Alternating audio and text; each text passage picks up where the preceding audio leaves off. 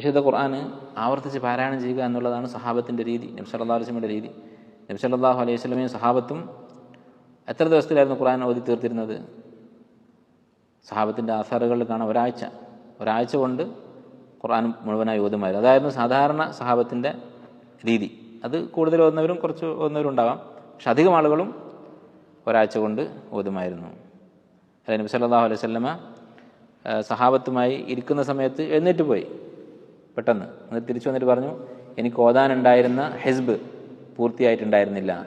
ഒരു ദിവസം ഓതാൻ നിശ്ചയിച്ചിട്ടുള്ള ഒരളവുണ്ട്, അത് പൂർത്തിയായിരുന്നില്ല, അത് ഓതാൻ വേണ്ടി ഞാൻ പോയതാണ് എന്ന് പറഞ്ഞു. ആയിഷ റളിയല്ലാഹു അൻഹയെ കുറിച്ച് പറയുന്നത് കാണാം, കാനത്ത് തഖറഉ അക്സറ ഹിസ്ബിഹി അല ഫിറാശിഹ, അക്സറ ഹിസ്ബിഹ അല ഫിറാശിഹ. അവരുടെ ആ ഓതാൻ നിശ്ചയിച്ച അളവ് 1, 2, 3, 4 ഒക്കെ ജുസ് ഓതുന്നുണ്ടാവും ഒരു ദിവസം. അതെത്രയാണോ അത് ഓതാറുണ്ടായിരുന്നത് പലപ്പോഴും അവർ കിടന്നുകൊണ്ടായിരുന്നു. ഹാഫിളത്താണ്, അവർ ഖുർആൻ മനഃപ്പാടമാക്കിയിട്ടുണ്ട്, കിടന്നുകൊണ്ട് ഓതുമായിരുന്നു. അപ്പോൾ സഹാബത്തിൻ്റെ സമ്പ്രദായമാണ് ഒരു നിശ്ചിത അളവ് ഖുർആൻ ദിവസവും ഓതുക എന്നുള്ളത്. എത്രയാണോ നമുക്ക് സാധിക്കുന്നത്, നമ്മുടെ ഒഴിവ് സമയം അനുവദിക്കുന്നത് എത്രയാണോ അത്രയും അളവ് തീരുമാനിച്ചിട്ട് അത് പതിവായി ഓതുക എന്നുള്ളത്. അങ്ങനെ പതിവായി ആവർത്തിച്ച് ഓതുമ്പോഴാണ് ഖുർആൻ കൊണ്ടുള്ള യഥാർത്ഥ പ്രയോജനം നമുക്ക് കിട്ടുക. കാരണം ഖുർആൻ പറയുന്ന ഈ ആശയങ്ങൾ നമ്മൾ ആവർത്തിച്ച് കേൾക്കുകയാണ്. അല്ല, ഇപ്പം നമുക്ക് തിന്മകൾ ചെയ്യാൻ എന്താണ് കാരണം? നമ്മൾ ആഖിറത്തിനെ കുറിച്ച് മറക്കുന്നു. പക്ഷെ ഖുർആൻ ഓതുമ്പോൾ ഈ ആഖിറത്തിനെ കുറിച്ചുള്ള ആയത്തുകൾ ആവർത്തിച്ച് കേൾക്കുന്നു. നരകത്തെക്കുറിച്ചുള്ള ആയത്തുകൾ, ഇന്നല്ലദീന കഫറു ബിആയാതിന സൗഫ നുസ്ലിഹിം നാറ കുല്ലമ നദജ ജുലൂദുഹും ബദ്ദൽനാഹും ജുലൂദൻ ഗൈറഹ. അല്ലെ, നരകത്തിൽ അള്ളാഹു തീ കത്തി തൊലി കരിഞ്ഞു പോയാൽ അടുത്ത തൊലി കൊടുക്കും. ഈ ആയത്തൊക്കെ നമ്മൾ ആവർത്തിച്ച് കേൾക്കുകയാണെങ്കിലോ നമുക്ക് നരകത്തെക്കുറിച്ച് പേടിയുണ്ടാകും. മാ യൽഫദു മിൻ ഖൗലിൻ ഇല്ലാ ലദൈഹി റഖീബുൻ അതീദ്. അതുപോലെ തന്നെ നമ്മൾ ദുനിയാവിൻ്റെ പിന്നാലെ പോകുന്നത് കൊണ്ടാണ് നമുക്ക് അശ്രദ്ധ ഉണ്ടാകുന്നത്. അല്ലെ, പിശാച് മനുഷ്യനെ പിടികൂടുന്നത് ആദ്യം തിന്മ ചെയ്യിപ്പിക്കുകയില്ല, നേരെ വന്നിട്ട് തിന്മ ചെയ്യാൻ പറയില്ല. പിശാചിൻ്റെ ഖുത്വാത്തുണ്ട്, യാ അയ്യുഹല്ലദീന ആമനു ലാ തത്തബിഉ ഖുത്വാത്തി ശൈത്താൻ. പിശാചിൻ്റെ കാലടികൾ നിങ്ങൾ പിന്തുടരരുത് എന്നാണ് പറഞ്ഞത്. പിശാച് ഇങ്ങനെ സ്റ്റെപ്പായിട്ടാണ് പഠിപ്പിക്കുക. ആദ്യം വന്നിട്ട് ഗഫ്ലത്ത് ഉണ്ടാക്കാൻ നോക്കും.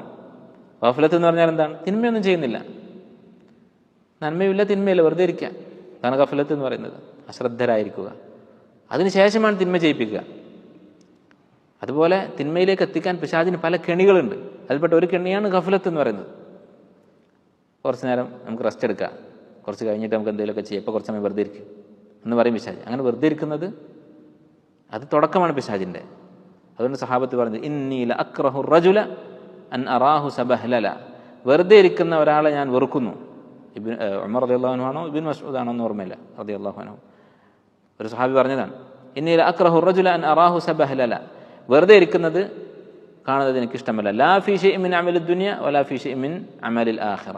ആഖിറത്തിൻ്റെ പണിയുമില്ല, ദുനിയാവിൻ്റെ പണിയുമില്ല. ദുനിയാവിൽ ഉപകാരമുള്ള എന്തെങ്കിലും ജോലി ചെയ്താൽ മതി, അതും ചെയ്യുന്നില്ല, ആഖിറത്തിൻ്റെ ജോലിയും ചെയ്യുന്നില്ല.